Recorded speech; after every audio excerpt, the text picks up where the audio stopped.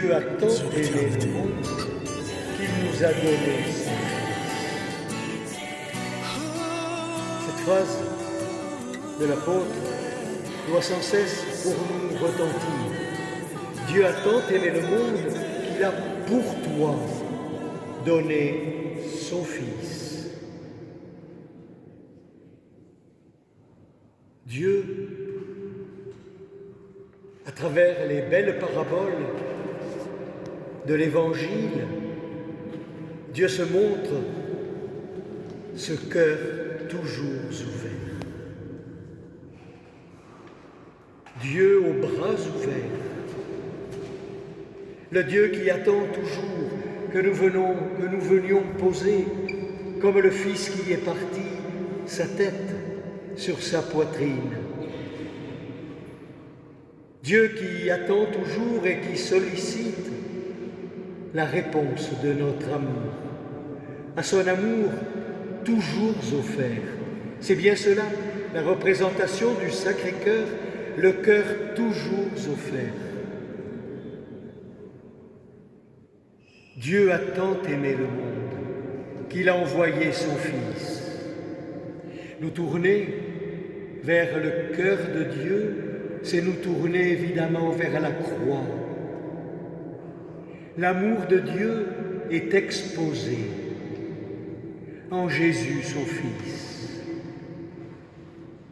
Il a tout donné. L'amour s'est donné pleinement, sans restriction.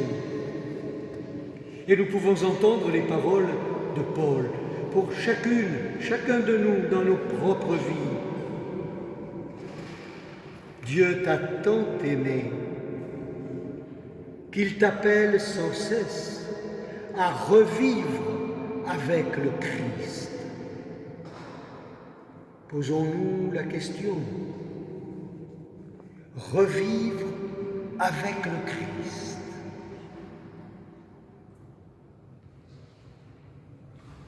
Qu'est-ce que cela veut dire si je contemple le Christ dans son mystère d'humanité à la rencontre des hommes et des femmes de son temps? Quelle parole pour moi, comme il a eu pour Pierre, ou quel regard pour Marie-Madeleine, pour la femme accusée du temple, pour Zachée. Revivre avec le Christ. Quelle parole pour moi, aujourd'hui, qui est un appel du cœur de Dieu au cœur de ma vie.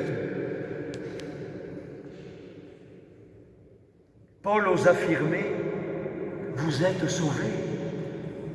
Oui, Christ a donné sa vie pour que nous ayons la vie. La vie, c'est qu'ils te connaissent, toi, Père, toi qui te révèles aux petits, aux simples. Il se révèle à nous. Que pouvons-nous dire, chacun de nous aujourd'hui, de la manière dont Dieu se révèle à nos vies?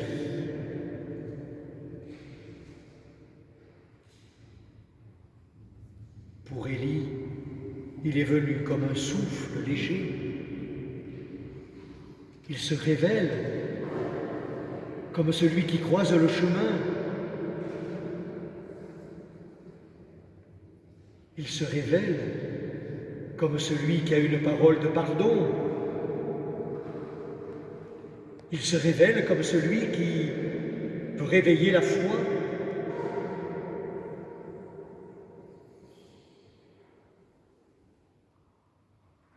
Être sauvé, vivre du mystère même de Dieu qui se révèle à moi, en Jésus-Christ. Il nous a ressuscités et il nous appelle à partager pleinement sa gloire, la gloire aussi du Père. dans l'esprit. Il nous a ressuscités. Cette parole résonne-t-elle pour nous, non pas comme une vague promesse à la fin des temps? Christ est mort, Christ est ressuscité, il est vivant, il nous amène avec lui sur le chemin de ce peuple de ressuscités, pour Dieu son Père, un peuple témoin au cœur du monde de cette force d'amour et de vie qui rejoint toujours les hommes.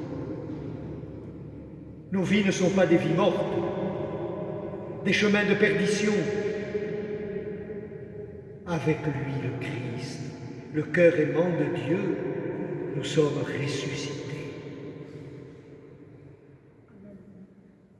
Comment dans ma vie, aujourd'hui, cette bonne nouvelle, car ça en est une, résonne? Comment est-ce que, l'accueillant, ma vie signifie cette force de résurrection?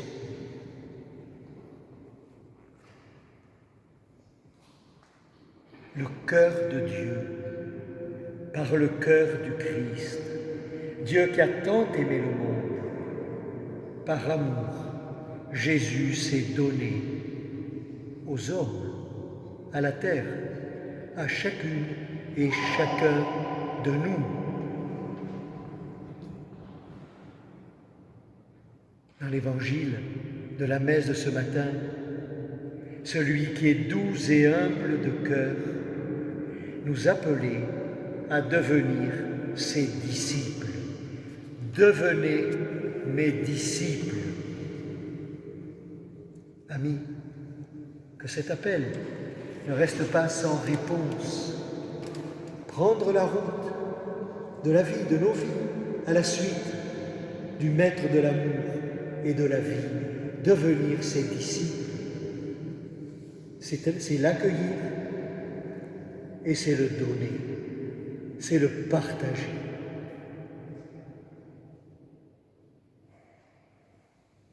Doux et humble de cœur, qu'à notre tour, nous vivions cela.